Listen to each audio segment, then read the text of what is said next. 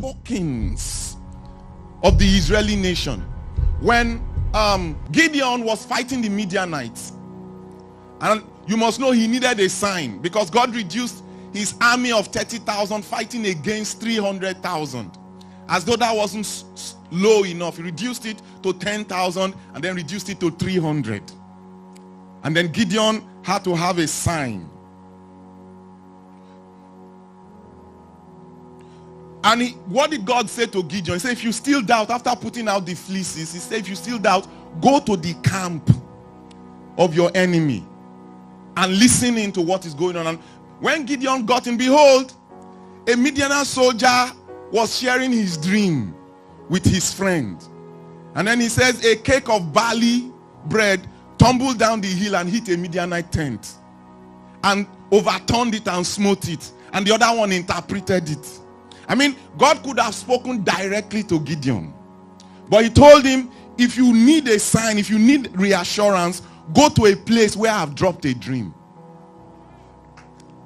Right in your enemy's camp. I've dropped a sign there for you that will give you an understanding. And what was that sign? It was the dream.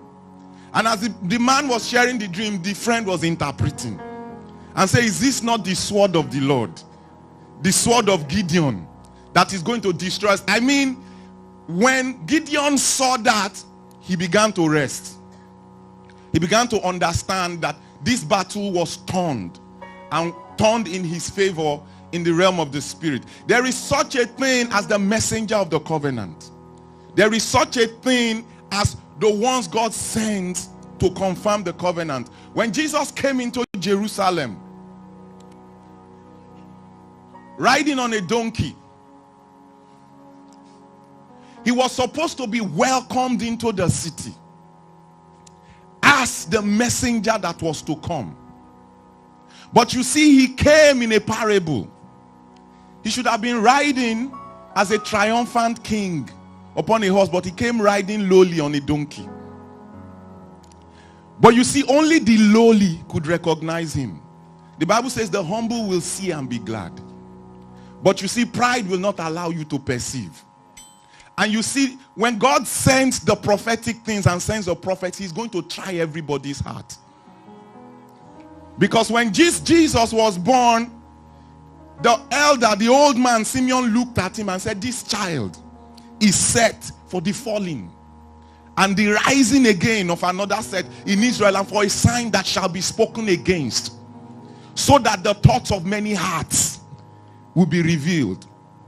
God deliberately sends the prophetic to flip people's hearts, to actually show what is really in their hearts, to bring forth the true state. The prophetic will offend you until what is in your heart comes out. It will try you. And that's why you see that child that was to be a sign, when he grew up, nobody could understand him. He was constantly speaking in parables, constantly saying things to come, constantly confronting the system of the day to show what was in their hearts. He was constantly doing things not in the direct way, so that you can respond in your church mind, so that you can respond in your church mode.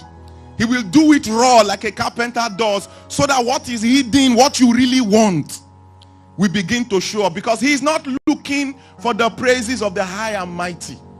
He's looking for the praise of the true in heart. They that worship the Father must worship him in spirit and in truth, for the Father seeketh such to worship him. Jesus was supposed to get approval from those who sat in the seat of Moses in Jerusalem, the Pharisees, the scribes, the high priests, and all of them. But rather than get approval, get worship, get recognition from the high and mighty, he went to the lowly in heart, who had a true heart, for his approval, for his recognition. Why? Because the Father seeketh such to worship.